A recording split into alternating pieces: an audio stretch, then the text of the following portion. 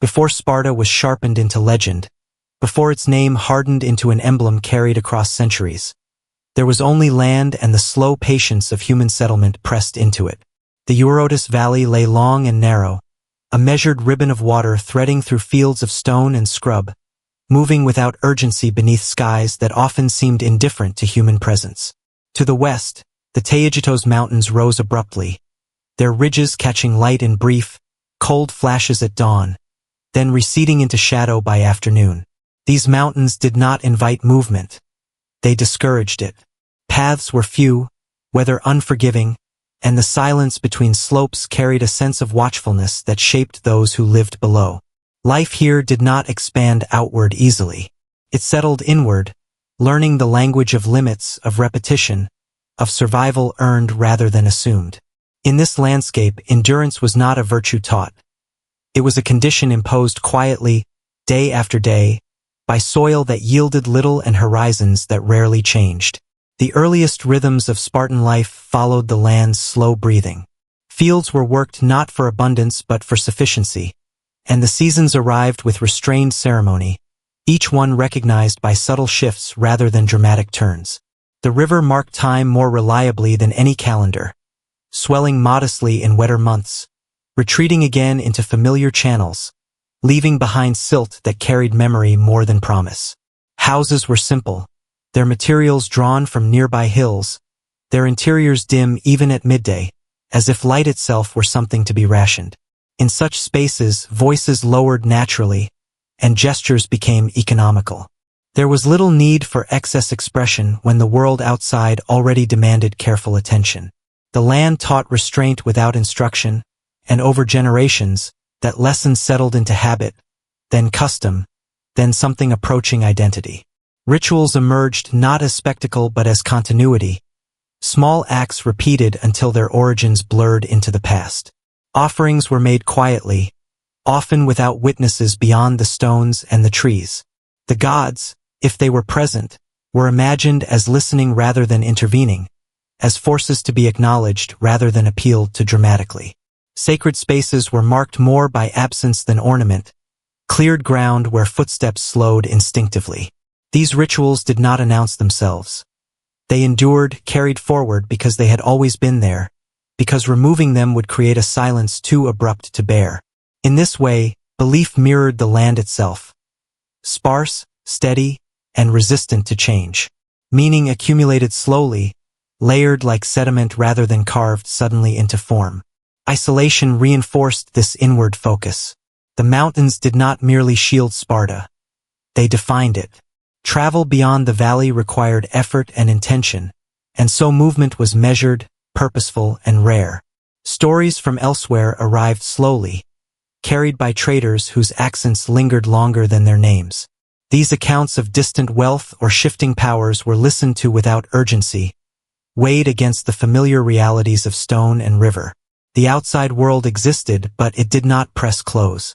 Within the valley, continuity mattered more than novelty, and memory was stored not in written records, but in practiced routines passed from hand to hand, generation to generation. The land remembered even when people forgot, and that memory shaped behavior more effectively than any decree. Before law became codified, order existed as an unspoken agreement between people and place. Paths were worn where feet had always walked, boundaries understood without markers. Children learned by watching, absorbing the limits of acceptable movement and sound before they could articulate them. Elders spoke rarely but with authority rooted in experience rather than position. Time moved differently here, stretched by repetition, compressed by necessity. Decisions were made slowly, often in small rooms where light fell unevenly and words were chosen with care. There was no sense yet of performance, no audience beyond those present. What mattered was alignment with what had endured before, an instinctive deference to precedent that felt less like obedience and more like gravity. In this early Sparta, strength was not yet a symbol displayed outwardly but a quality tested quietly against daily demands. Bodies adapted to labor, to hunger, to the weight of tools carried up uneven ground. Endurance was visible in posture, in the way people stood without shifting unnecessarily, conserving energy as naturally as breath. There was no mythology yet to elevate these traits. They existed because they were required. The absence of abundance shaped character as surely as any deliberate training would later claim to do. Scarcity refined attention, narrowing focus to what could be controlled and accepted. In this environment, ambition learned to move sideways rather than forward, finding expression in stability rather than conquest. As generations passed, these patterns hardened gently into expectation. What began as response became tradition, and tradition gradually assumed the weight of inevitability. The land continued its quiet work, eroding what was fragile, preserving what could withstand repetition. Sparta, still unnamed as an idea, endured as a place defined less by action than by persistence. Before the legend took shape, before the world began to look toward it for examples or warnings, there was only this slow accumulation of habit and restraint. The valley held its people as it always had, and in that holding, a society learned to remain. Order in Sparta did not arrive as proclamation but as sediment, settling quietly into the creases of daily life until it felt inseparable from breath and posture. Law here was less a voice than a pressure, guiding movement through absence as much as command, shaping behavior by narrowing what could be imagined rather than by punishing what was forbidden. The agoge unfolded within this atmosphere not as drama but as routine, a long corridor of days where youth learned the weight of silence, the discipline of hunger, and the economy of motion. Training yards were bare, their stones worn smooth by repetition, and instruction passed with few words, often conveyed through correction rather than explanation. Boys moved together, slept together, endured together, and in doing so learned that the self was a temporary convenience, something to be set aside when order required it. This was not spectacle meant for outsiders. It was texture, felt most strongly by those inside, a pattern repeated until it ceased to feel imposed. Communal living extended this logic into adulthood, erasing sharp boundaries between private and public existence.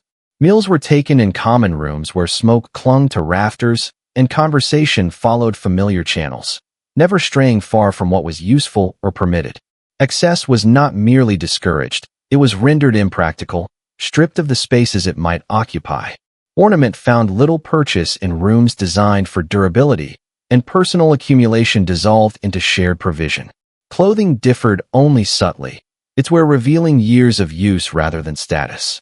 In such surroundings, individuality did not vanish entirely, but it learned to speak softly, expressing itself through reliability, through adherence, through the quiet satisfaction of fitting precisely into expectation. Custom reinforced law where written decree fell silent. Gestures, pauses, and shared understandings carried authority equal to any statute. A glance could correct, a silence could admonish, and approval was most often signaled by its absence of interruption. Elders occupied their places not through display but through memory, embodying continuity that younger generations absorbed without question. Time itself seemed organized, marked by recurring obligations and familiar assemblies that returned like the seasons, predictable and grounding. Change, when it occurred, moved carefully, framed as restoration rather than innovation, ensuring that the shape of the world remained recognizable even as years accumulated. This inward organization preserved much that might otherwise have frayed under pressure. Stability allowed families to persist without the constant negotiation of status, and shared restraint reduced the volatility born of envy or excess. Resources, limited by geography, were managed collectively, smoothing scarcity into routine rather than crisis. In this way, order functioned as shelter, protecting the community from internal erosion as much as from external threat. The closed nature of the system fostered trust of a particular kind, rooted not in affection but in predictability, in the assurance that others would behave as expected because deviation carried social weight heavier than any formal punishment. Yet preservation carried its cost, measured not immediately, but over time. The narrowing of acceptable change slowly reduced the range of responses available to new circumstances. Curiosity learned to fold inward, redirecting itself toward refinement of existing forms rather than exploration beyond them. Voices that did not align with communal rhythm found few places to rest, and so many fell silent before they could fully form. The The system did not need to expel difference aggressively. It simply left it without nourishment. What was excluded faded quietly, leaving little record beyond faint impressions in custom and cautionary memory. Within this closed world, discipline became a form of shared language, a way of recognizing one another without words. The body itself carried the marks of order, trained to respond automatically, to hold, to endure, to wait. Even leisure followed prescribed shapes, its boundaries clearly drawn, its purpose aligned with restoration rather than escape. There was comfort in this predictability, a sense that life, though demanding, was intelligible. The horizon may have been narrow, but it was steady, and within it people learned to measure themselves against endurance rather than aspiration. As law, custom, and restraint braided together, they produced a society remarkably consistent across generations. The mechanisms that sustained it remained largely invisible, felt more as atmosphere than as structure. Those born into it rarely named its constraints. They experienced them as the natural order of things, as unremarkable as stone beneath foot. What endured was not merely control, but a particular vision of balance, one that prized cohesion over expansion and memory over novelty. In preserving itself so carefully, Sparta shaped a world complete in its own terms, a closed form whose strength lay in repetition, and whose limitations remained, for a long time, quietly accepted. Long after individual lives passed from record, this order lingered in stone thresholds, in paths kept clear by habit, in the measured cadence of assemblies convened without fanfare. Decisions emerged from deliberations conducted in modest rooms where light fell unevenly and voices stayed low, the scale of consequence masked by the simplicity of setting. There, restraint functioned as both method and outcome, producing choices that favored continuity over brilliance. The machinery of governance turned without ornament, powered by expectation and mutual surveillance, so normalized it felt like care. In this environment, preservation itself became purpose, a quiet agreement renewed daily, asking little beyond compliance, and offering in return a sense of place that did not drift. Such was the shape of Sparta's closed world, complete, coherent, and content to remain so. Within its limits, meaning accumulated slowly, not through triumph but through maintenance, and history recorded it obliquely, as absence of upheaval rather than presence of glory. The world beyond shifted and experimented, but here, order held, patient and unadorned, waiting. That patience, more than force, defined the system, allowing it to endure intact until time itself would demand an answer it was never designed to give, and even then, it responded by remaining silent, orderly, and unchanged, as the world moved on beyond its guarded horizons forever. Beneath Sparta's calm surfaces, the system that sustained endurance depended on arrangements rarely spoken aloud, understood instead through habit and caution. The land itself seemed to require watchfulness, and this sensibility extended naturally into human relations, shaping a society where vigilance was constant yet understated. Beyond the orderly assemblies and measured rituals existed a network of control embedded in routine, functioning without spectacle. Those who labored in the fields at dawn and dusk moved under an awareness that was never named but always present, a sense that attention could arrive at any moment.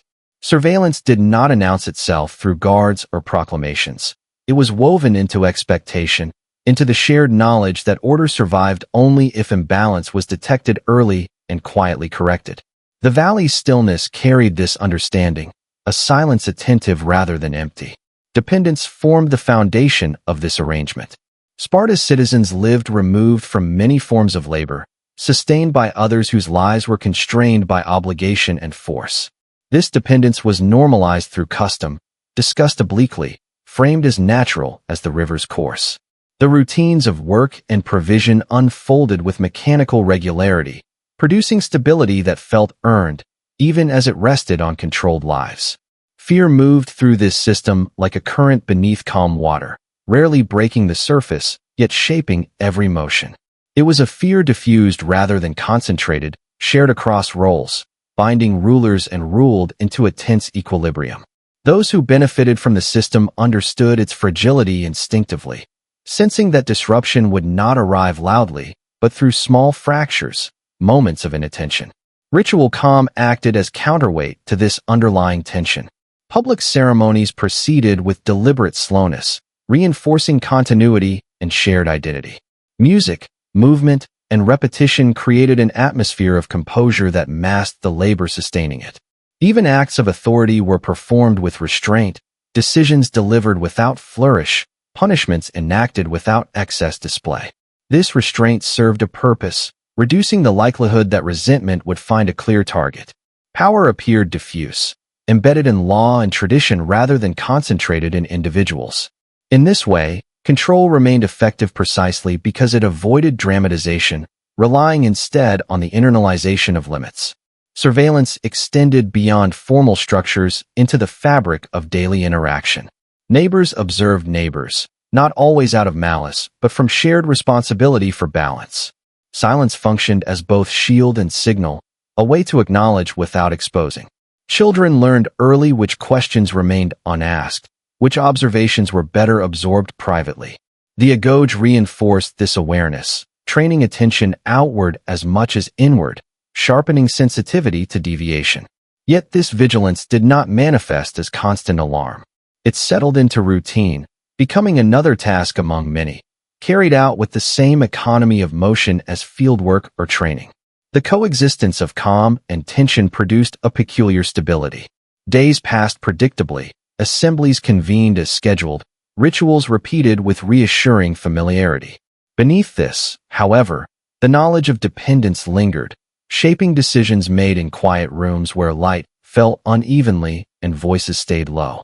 Leaders understood that authority rested on a delicate balance of fear and trust, each reinforcing the other.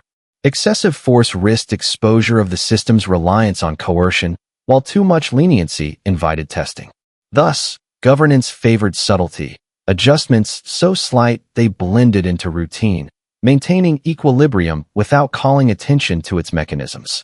Those subject to control developed their own forms of endurance, navigating restrictions with caution and memory. Their presence was constant yet marginal, their labor visible but their voices absent from record. Over time, this absence became part of the landscape, as unremarkable as stone terraces or worn paths. The system required this quiet, this lack of articulation, to function smoothly. Any disruption threatened not only order but the shared illusion of inevitability that sustained it. Fear, therefore, operated as a mutual understanding, a recognition that survival depended on maintaining appearances as much as realities. Fragility remained ever present, sensed rather than confronted. Seasonal changes, rumors from beyond the valley, subtle shifts in behavior could all register as warnings. Responses were measured, often preventative, designed to restore equilibrium before imbalance could spread. This constant readiness did not exhaust the system. It defined it. Vigilance became a form of care directed inward, preserving a way of life by anticipating its vulnerabilities. In this closed world, stability was not the absence of tension but its careful management, a continuous process carried out without acknowledgement. As years accumulated, the machinery beneath Sparta's calm continued its work, unseen yet essential. Control persisted not through spectacle but through habit, dependence through normalization, fear through diffusion. The result was a society that moved smoothly on the surface, rituals unbroken, order intact, while beneath, tensions remained unresolved yet contained.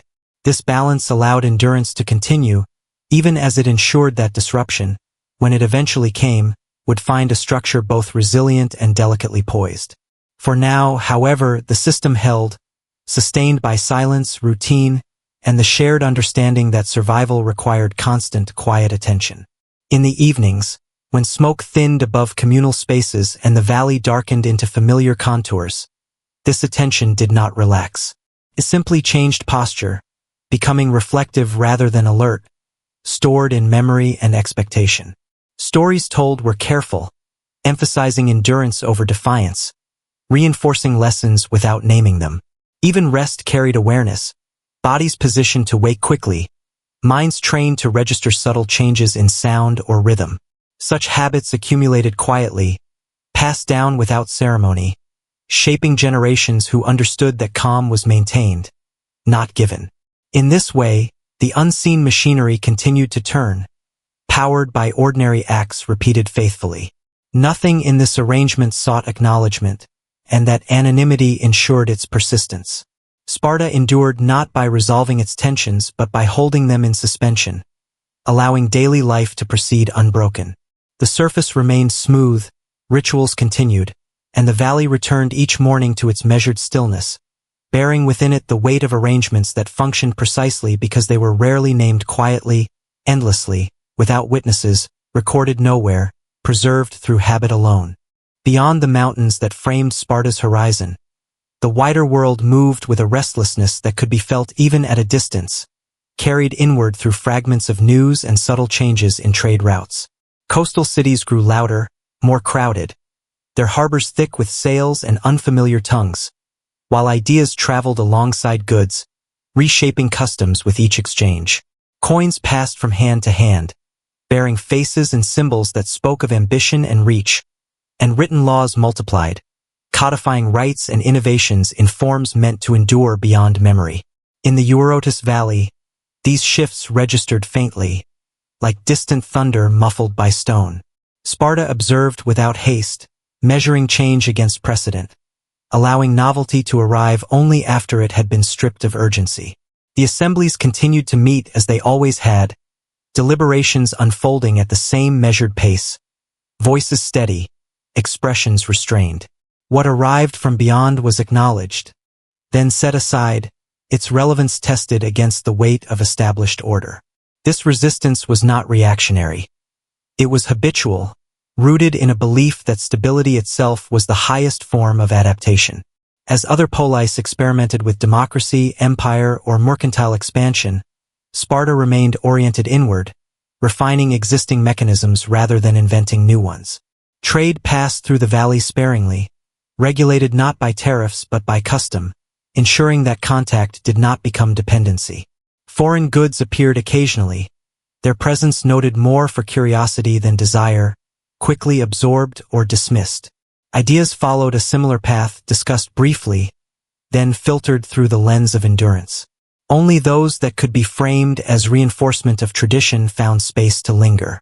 In this way, rigidity functioned as a filter, protecting the internal balance that had carried Sparta across generations. Yet time altered the meaning of this resistance. What once shielded against instability gradually limited responsiveness.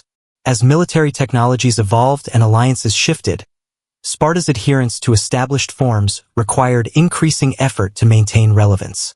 Training methods remained familiar, tactics adjusted cautiously, often only after necessity pressed hard enough to leave no alternative. Decisions made in small rooms continued to favor continuity, even as the context surrounding them transformed. The world beyond accelerated, while within the valley, time seemed to fold back on itself, each year echoing the last. This divergence did not register immediately as decline. It appeared instead as consistency, a reassuring sign that order still held. Small choices accumulated quietly. Refusal to expand citizenship preserved cohesion but narrowed the pool of contributors. Limits on commerce maintained equality but reduced access to resources increasingly vital elsewhere. Political conservatism safeguarded unity but constrained diplomacy. Each decision, reasonable in isolation, carried long-term consequences that unfolded gradually, often beyond the lifespan of those who made them. The system's strength lay in its ability to absorb pressure without visible distortion. Yet this same quality masked the slow erosion of flexibility. External powers adapted by incorporating change, while Sparta adapted by resisting it, trusting that endurance would outlast innovation. The Mediterranean world, however, did not pause. Empires rose and fell, reshaping trade networks and military expectations. Knowledge spread faster, literacy expanded, and political participation took new forms. Sparta remained legible to outsiders as an anachronism, admired and questioned in equal measure. Its reputation hardened even as its influence narrowed, the legend of restraint growing louder as its practical application grew more strained. Internally, life continued with familiar cadence. Fields were worked, rituals observed, assemblies convened. The machinery of order functioned as designed, producing stability without transformation. Yet beneath this surface, the gap between Sparta and the wider world widened imperceptibly. Diplomatic encounters required increasing negotiation. Alliances demanded compromises that tested established norms.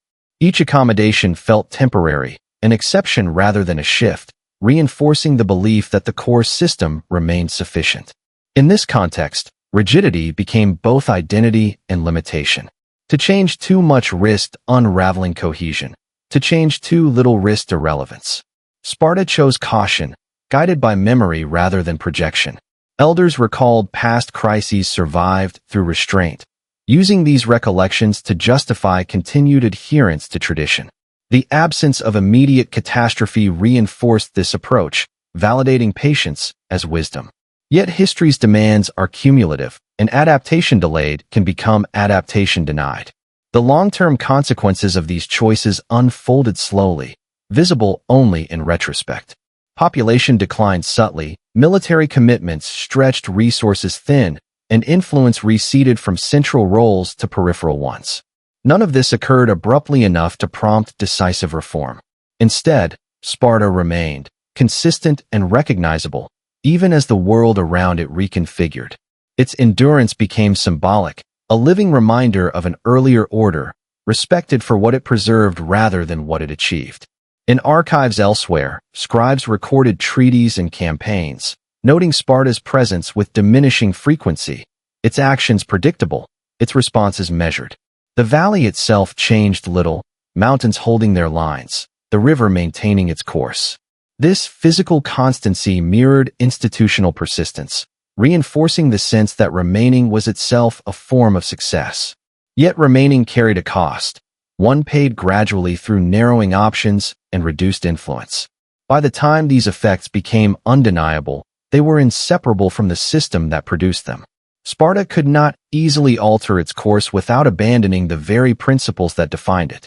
Thus, it continued as it had, steadfast and restrained, while the Mediterranean world pressed forward into complexity. The contrast did not produce drama within the valley, it produced quiet persistence. The assemblies closed as they always had, decisions recorded in memory rather than inscription. Night fell over familiar contours, and the mountains darkened into silhouettes unchanged by trade winds or new philosophies. In this stillness, Sparta endured, not triumphant, not defeated, but increasingly set apart, its rigidity a monument to a worldview that valued continuity over transformation. History would later interpret this stance as limitation, but within the moment, it felt like fidelity. The world shifted, and Sparta remained, holding its shape as long as it could, faithful to the order that had once protected it, unaware that protection and confinement had become indistinguishable, and that endurance, once adaptive, now defined the boundaries of its future. Sparta did not fall in a single moment that could be marked with ceremony or lament. It receded gradually into the margins of memory, its presence thinning like smoke dispersing into familiar air. The valley remained, the river continued its quiet course, and the mountains held their ancient lines, indifferent to the passing of prominence. What changed was not the land but the attention directed toward it. Where once messengers arrived with urgency and alliances sought Spartan counsel, there came instead a slow quieting, an absence that settled without announcement. The assemblies still met, rituals continued, and order persisted, but the wider world no longer paused to take notice. This disappearance was not experienced internally as loss so much as continuation, a steady adherence to forms that had always defined existence. In this way, Sparta faded without rupture, carrying forward the same rhythms that had shaped it from the beginning, even as those rhythms ceased to resonate beyond the valley. At the heart of this endurance lay a commitment to guarding something intangible yet deeply felt, identity rooted in continuity. Sparta had protected a vision of order that valued restraint, cohesion, and memory over expansion or adaptation. This vision was not abstract. It lived in daily practice, in communal meals taken without excess, in decisions made collectively and cautiously, in the suppression of individuality for the sake of balance. To abandon these principles would have felt like erasure, a betrayal not only of ancestors but of the land itself, which had shaped such values through scarcity and isolation. Thus, even as relevance diminished, fidelity remained. What was guarded was not power but coherence, the internal alignment between people, place, and tradition. Over time, this guarding came to define Sparta's legacy more than any battlefield achievement. The state protected its form so completely that it left little room for transformation, ensuring that what survived did so unchanged, even as the context that once gave it meaning dissolved. External observers, writing generations later, struggled to categorize this outcome. Some saw stubbornness, others purity, but within Sparta, the experience was quieter. Life continued, framed by the same expectations, the same silences, the same careful management of resources and behavior. Children learned the old lessons, elders recounted familiar stories, and memory flowed inward rather than outward. What was lost in this process was not immediately visible. Influence slipped away first, followed by population, then by the sense of being central to unfolding events. These losses did not provoke crisis because they did not disrupt daily order. They were absorbed, normalized, folded into routine. The absence of monuments marking triumphs or defeats reflected this sensibility. Sparta did not commemorate itself loudly, it trusted continuity to serve as its record. As centuries passed, this trust proved both effective and limiting. The lack of overt self-mythologizing meant that later histories relied on fragments, impressions, and external accounts, many shaped by fascination or misunderstanding. Sparta became an idea more than a place, its reality obscured by the very restraint it had cultivated. What endured were echoes, descriptions of discipline, stories of severity, outlines of a society that chose cohesion over change. These echoes carried weight disproportionate to their material traces, shaping imaginations long after physical influence waned. Within the valley, however, legacy was felt differently. The guarded order left behind a sense of belonging rooted in repetition rather than achievement. People knew where they stood, what was expected, and how to endure. This clarity offered comfort, even as it limited possibility. The final generations did not perceive themselves as living through an ending. They experienced continuity, perhaps tinged with quiet recognition that the world beyond had moved on. But recognition did not necessitate response. To respond would have required alteration, and alteration threatened the coherence that had been preserved for so long. Thus, Sparta chose to remain, accepting marginality as the price of fidelity. Memory, in this context, functioned less as archive than as atmosphere. The past was present in gestures, in speech patterns, in the arrangement of spaces. It did not require narration, it was lived. Absence, too, became part of this atmosphere. The absence of external attention, of political weight, of expansion, settled gently, leaving behind a stillness that felt earned rather than imposed. Sparta did not vanish. It thinned, its outlines softening until they blended with the land that had always defined it. For later historians, this posed a challenge. How to account for a society that ended not with collapse, but with persistence beyond relevance. Records grow sparse, inscriptions fewer, references indirect. What remains are traces of a worldview that prioritized maintenance over momentum. This worldview left fewer monuments, but deeper impressions, influencing ideas about discipline, order, and sacrifice long after the society itself ceased to shape events. In this sense, Sparta's legacy lies not in structures that can be visited, but in concepts that continue to circulate, detached from their original context, yet still resonant. The quiet resolution of Sparta's story resists dramatic framing. There is no final stand, no decisive moment to anchor interpretation. Instead, there is a gradual settling, a return to scale, where a society becomes local again, its concerns bounded by the valley, its ambitions aligned with endurance rather than prominence. The river continues, the mountains remain, and life proceeds without the weight of expectation from beyond. What was guarded, ultimately, was a way of being that valued order as an end in itself. What was lost was the ability to evolve beyond that vision. Yet loss here is not tragedy, it is consequence, unfolding slowly and without spectacle. Sparta's disappearance from prominence reflects a choice sustained over centuries, a preference for coherence over adaptation. In remembering Sparta, we encounter not a cautionary tale framed by collapse, but a meditation on limits, on the cost of preservation, and on the varied ways societies conclude their arcs. Some end in ruins, others in reinvention. Sparta ended in quiet persistence, leaving behind echoes rather than monuments, a legacy shaped as much by what it refused to become as by what it once was.